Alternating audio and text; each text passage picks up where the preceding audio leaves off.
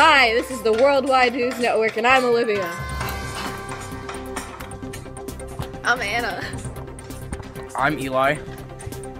I'm Ethan. I'm Katie.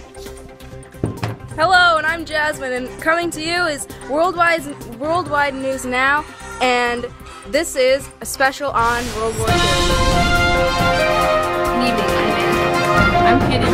Today we are commemorating the 70th anniversary of the end of World War II, and we will be covering a multitude of events relating to World War II. Today we are covering the events surrounding Pearl Harbor. The attack began on December 7, 1941, just before 8 a.m. when hundreds of Japanese fighter planes bombed an American naval base near Honolulu, Hawaii. I am at a research facility near Pearl Harbor where 70 years ago Japan bombed the Pearl Harbor naval base. Japan had allied with Germany and Italy. The bombing killed over 2,000 American soldiers and destroyed 20 naval vessels. Soldiers watched as this devastating attack of hundreds of Japanese fighter planes lasted over 2 hours. 3 days later, President FDR urged Congress to declare war on Japan. This brought the U.S. into World War II.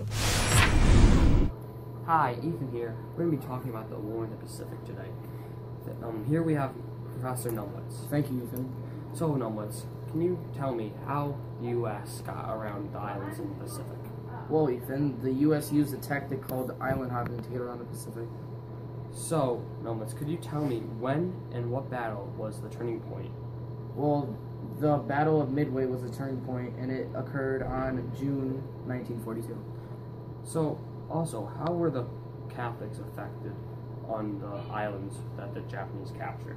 Well, Japanese soldiers attacked Catholic even if they weren't related to the Allies. So, how did the war in the Pacific end? Well, the atomic bombs, Fat Man and Little Boy, ended the war.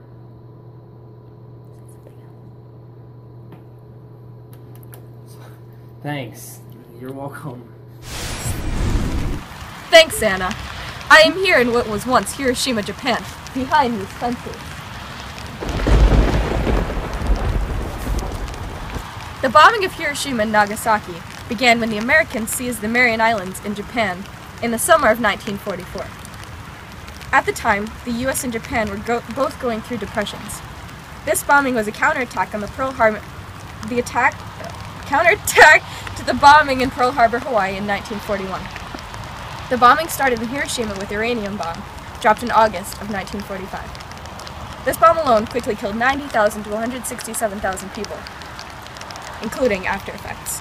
The second bomb in Nagasaki was dropped 3 days later and killed around 40 to 80,000 people within the first year. Later deaths effects included birth defects, burns, malnutrition, and radiation sickness. This bombing caused the Japanese fleet to decline from 5,250,000 to only over 1 million, which caused the Japanese to surrender from World War II soon after. These bombs were put in decision by President Harry Truman, who followed the presidency after FDR's death.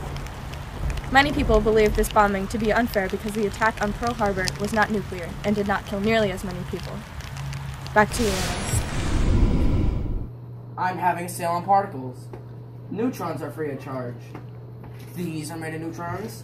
This is made of neutrons. This is made of neutrons. And Keep going. even Ethan is made of neutrons. Call 1-800-NEUTRON.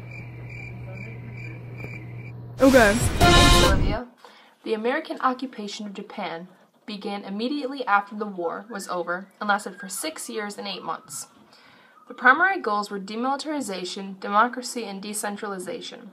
One of the first things the Japanese officials did in preparation for the American occupation was to set up hundreds of brothels and comfort stations to prevent them making unwanted advances on Japanese women. Some Japanese women were so worried they cut their hair short and tried to pass themselves off as men. Despite these thoughts, American soldiers after the war were told to be respectful to ordinary Japanese and to do things like remove their shoes when entering homes, direct traffic in front of train stations, and help malnourished children.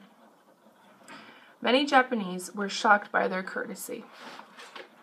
To this day, some elderly Japanese bow to American-looking foreigners to say thank you for all that America did for Japan after the war. Back to you, Jasmine. Thanks, Katie. The Nazi-Soviet Union, the Nazi-Soviet Non-Aggression Pact was basically the Soviet Union had been repeatedly ignored in its attempts to enter into a collective security agreement with Britain and France against Nazi Germany. The Soviets also kept negotiating with Britain and France, but in the end, Stalin reached an agreement with Germany and hoped to build up the Soviet military establishment. Adolf Hitler wanted a non-aggression pact with the Soviet Union so his armies could invade Poland virtually unopposed by a major power, after which Germany could deal with the forces of France and Britain without having to fight the Soviet Union on a second front in the East. The two countries agreed not to attack each other, not to support any other power that might attack the other party, and not to join any group of powers directly or indirectly threatening one of the two powers. The pact was meant to last 10 years, with an automatic extension for 5 years, unless either party gave notice to terminate in 1 year before its expiration date. But as we already know, it did not last. Don't be aggressive. They're just puns. But also, to end this special, this did not last for long, much like the Nazi-Soviet Union aggression pact.